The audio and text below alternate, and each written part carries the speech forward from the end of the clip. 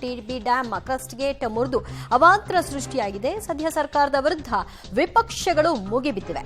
ನಿರ್ಲಕ್ಷ್ಯವೇ ಇವತ್ತಿನ ಈ ಪರಿಸ್ಥಿತಿಗೆ ಕಾರಣ ಅನ್ನೋದು ಅವರ ಆರೋಪವಾಗಿದೆ.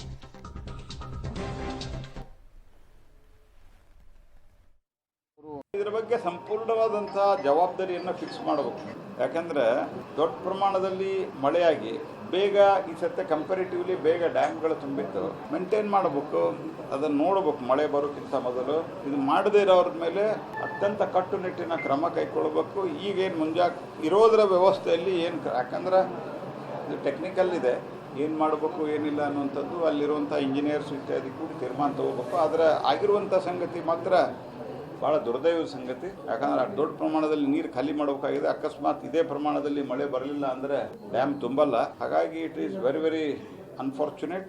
ತುಂಗಭದ್ರಾ ಜಲಾಶಯದಲ್ಲಿ ಈ ದಿನ ಒಂದು ದೊಡ್ಡ ಅನಾಹುತ ಆಗಿರ್ತಕ್ಕಂಥದ್ದು. ನನಗೆ ಬಂದಂಥ ಮಾಹಿತಿ, ಈ ಒಂದು ಅನಾಹುತದಿಂದ ಜಲಾಶಯದಲ್ಲಿ ತುಂಬಿರ್ತಕ್ಕಂಥ ಶೇಖರಣೆ ಆಗಿರ್ತಕ್ಕಂಥ 60 TMC ನೀರು ಇವತ್ತು ರೈತರ ಒಂದು ಬದುಕಿನ ಒಂದು ಆಶಾಭಾವನೆ ಇತ್ತು.